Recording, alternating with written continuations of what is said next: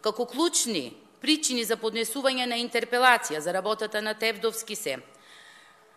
целосно неразвоен ребаланс на буџет за 2017 година, значително намалување на капиталните расходи,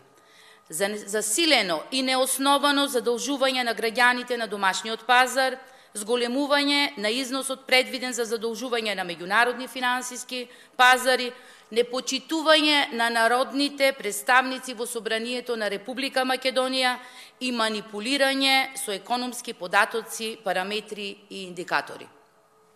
За само 70 дена министерот за кратење и задолжување Тевдовски успеа да го задолжи секој македонски граѓанин за нешто над 3100 денари, односно 50 евра, на дневна основа министерот ја задолжува Македонија за 1.471.104 евра.